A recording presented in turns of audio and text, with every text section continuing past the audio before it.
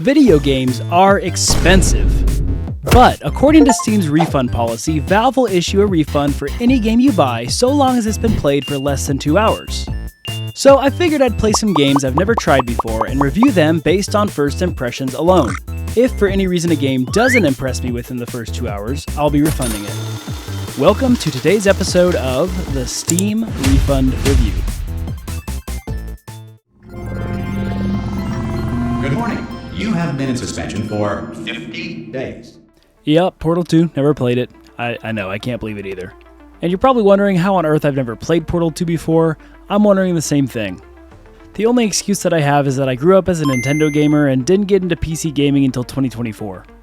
So to start, Portal 2, if you somehow don't know, is a 2011 puzzle platformer that also somehow manages to throw in some first-person shooter mechanics as well.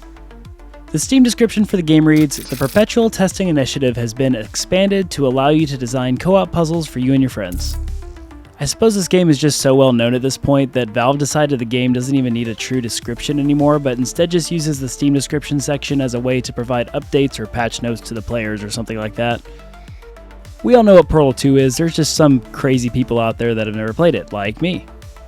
And honestly, I'm not typically a huge fan of puzzle games and first-person shooters either, but I am a big fan of platformers, so I'm not sure how I'll feel about this one as we jump in. Then again, this is one of the most critically acclaimed games ever, so I'd be surprised if I somehow didn't enjoy it, but you never know, maybe the first couple of hours suck. But hey, speaking of critically acclaimed, the game has just under 380,000 reviews on Steam in all languages, and an incredible 98% of them are positive. That's actually kind of insane. It also has a Metacritic score of 95, which is super impressive as well. Let's go ahead and jump into the game to see what all the rage is all about and see if the game is good even after 15 years.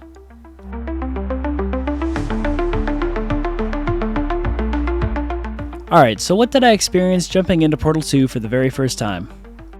I of course clicked New Game, and my character immediately woke up and was asked to perform some pretty mentally taxing tasks such as looking up, looking down, and staring at a painting.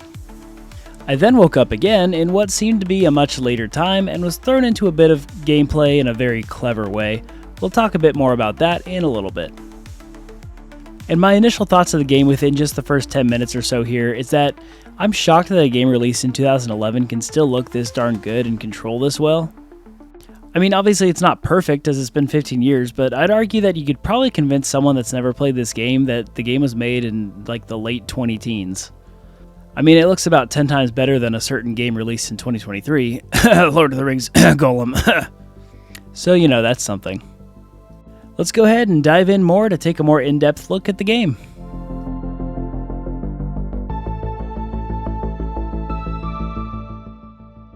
So the gameplay for this game is pretty much exactly as the game describes. And in case you also somehow have never played this game, let me explain. The game is a first-person shooter of sorts in the vein that the main puzzle-solving mechanic involves you using a gun to create portals to transport either yourself or different items to unlock a door that will take you to the next puzzle room. It's considered a platformer because you'll be jumping all around the room and using gravity and your own momentum from falling to get to other areas of the puzzle room. There seem to be a ton of different puzzle-solving aspects and mechanics as well. I started with nothing, just using buttons to create portals and learning how the portals worked in the first place. And the way these work is essentially there's two sides of a portal, a blue side and an orange side. These portals can be placed on the walls, the floor, the ceiling, etc. to solve puzzles to progress. As I got past a few of the initial puzzle challenges, I obtained the gun that allows me to create the blue portal and had to figure out how to position said portal in relation to the stationary orange portal. And after getting a bit further still, I unlocked the other portion of the gun that allows me to create both blue and orange portals by myself. I really loved how the game progressively taught you each mechanic one puzzle at a time as to not overwhelm you, and it motivated you to do so through mystery as to what exactly was going on and some top-notch humor. Speaking about the mystery of what's going on and the humor, let's talk about the game's story a little bit. So as far as the story goes, it seems that I took on the role of some sort of test subject in this future dystopia where it seems that AI and robots have taken over the world. After waking up many years past my scheduled fitness exam or whatever it was, I was met by this extremely hilarious and likable robot who walked me through the tutorial. After getting through the tutorial with my funny little robot pal, I ended up accidentally powering on a defunct robot named GLaDOS. And based on the dialogue with this bot, it seems that I'm supposed to be playing as the same character as you played in Portal 1, and this was maybe the main villain of that game. I'm not sure, as I haven't played Portal 1 before either. I don't think playing Portal 1 is absolutely necessary before playing this one, but it still seems like it would have provided me some more context. Anyway, GLaDOS definitely hated me and said something about how I killed her before, so I don't know. And she then proceeded to essentially mock me throughout the remainder of my 2 hours of playtime as I went on completing puzzles. That's about as far as I got into the game and all I figured out about the story so far. Alright, so graphics. Like I already mentioned, the graphics in this game are really amazing considering this is a game from a decade and a half ago. Think about where you were in life 15 years ago. I don't know about you, but that feels like ages ago to me. Yet this game doesn't feel last gen or dated at all as far as the visuals go.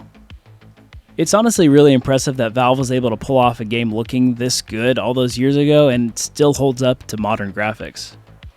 Also, I just need to mention that my little robot pal at the beginning of the game was so well designed, and the fact that the devs were able to make this circular robot with one eye have human-like expressions is nothing short of amazing. Lastly, sound design. I like the music in this game a ton too. It's high quality and was really fun. The sound effects of things like the lasers and the portal gun itself is so satisfying. I also absolutely love the voice acting so far. I've only heard the voices of my robot pal at the beginning and GLaDOS and a few other various voices, but they're all truly sensational.